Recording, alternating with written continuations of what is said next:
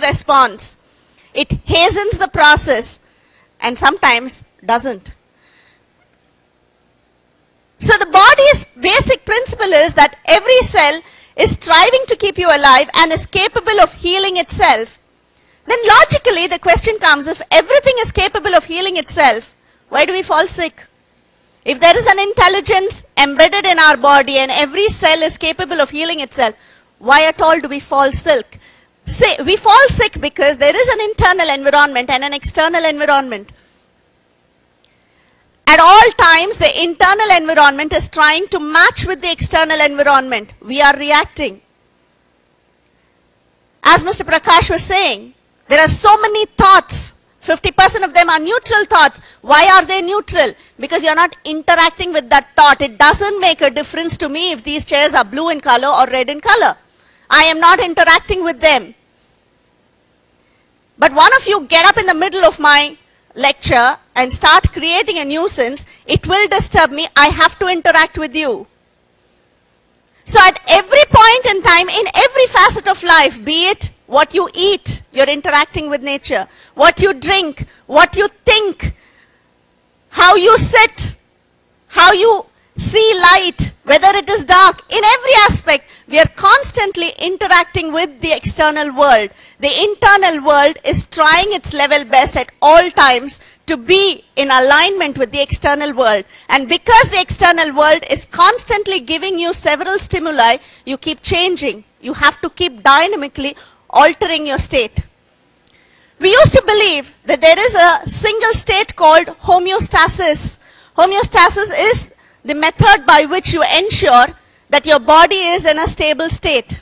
We say homeostasis is when you have a certain temperature, when your heart rate is a certain level, when your blood pressure is a certain level, when the pH balance is a certain level. So we always believed homeostasis to be the state of perfect health. Today science has moved on. We no longer believe there is just a single state of homeostasis. We call it homeodynamics. Homeodynamics, why? Because at every single second of your life, because you are interacting with the outside world, several other things are conspiring, and therefore even that state of equanimity is not something that is static, but something that is dynamic, that keeps changing, that keeps evolving over every period of time. So with each and every interaction, human beings are practically like standing on a seesaw board, balancing. I want to have a few minutes of your time to do a little activity. I want you to just place your 2 feet on the floor, sit erect. Feel comfortable and gently close your eyes. Please close your eyes.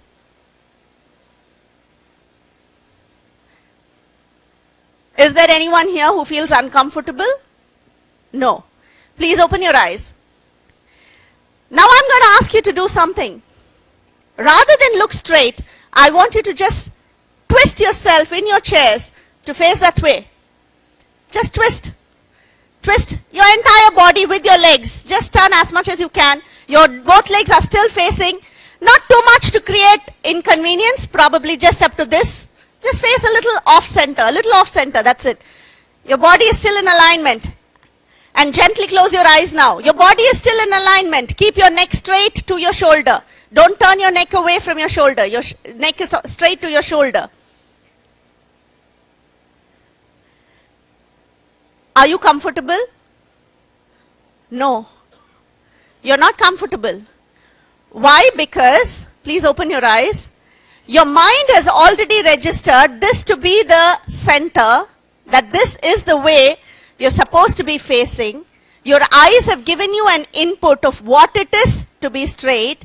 And when I ask you to gently turn, I know some of you were turning a little too much. It must have been uncomfortable just turning that way like that. But even for the rest of you who managed to turn your entire body and still look, you would have still found it uncomfortable because your brain is saying, this is not the way to sit in this auditorium. Turn right. So there are several inputs that are happening at the same time. There is an auditory input, there is a visual input, there is a cool breeze here. There are so many things, and based on all these inputs, your body has to decide what its reaction to you, to the external stimuli is going to be. So at all times, your body is in a state of peak performance in terms of the passion with which it's trying to keep you alive. Like Mr. Venki was saying, there has to be passion in everything you do. Your body is not dull. 24 hours sees the day. I think that topic literally holds for your body. It never rests. It keeps continuing, not only 24 hours, right through your life. It keeps working. It keeps ensuring that everything is working in perfect order. Your body has a principle called compensation. Compensation is the principle by which if something needs more attention than the other, your body will automatically concentrate on this. For example, the blood calcium levels in your bloodstream drops below a certain extent.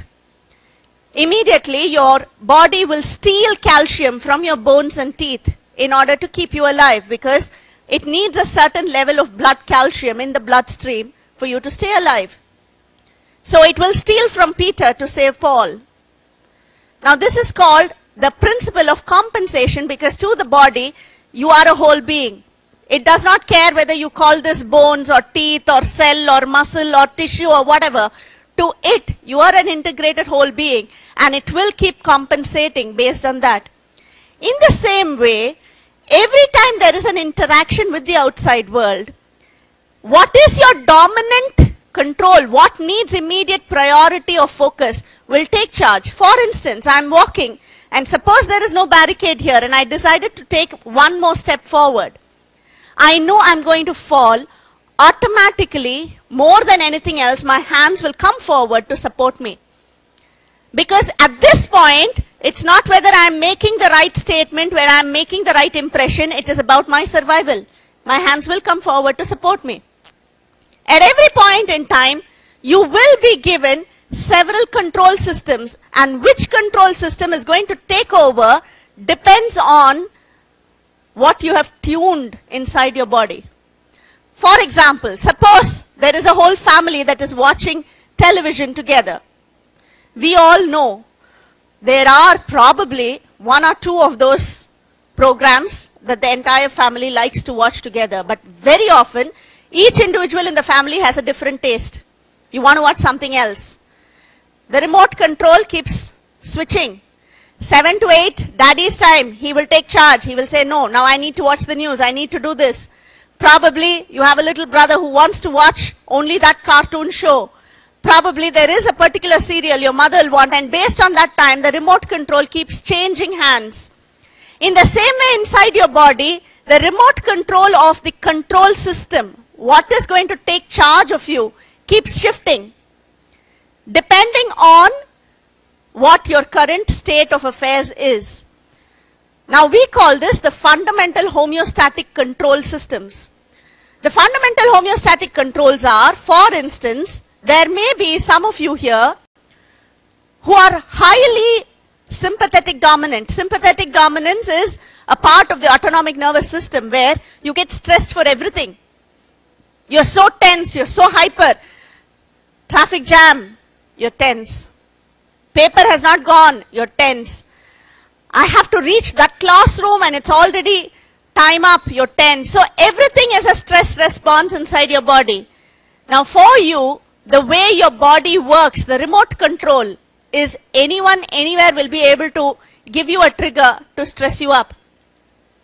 There are those who are oxidative dominant. Oxidative dominance means people for whom their entire energy comes from their metabolism.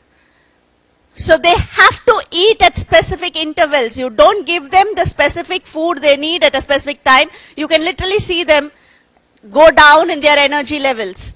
Like that, we have several fundamental homeostatic controls, and at each time, each one of these control systems take charge. When the remote control is in someone else's hand, you are just a spectator. You don't have a choice. You have to watch whatever is the show that is going on. The idea is, can you take charge of that remote control? Bring it under your conscious control. Bring it under your conscious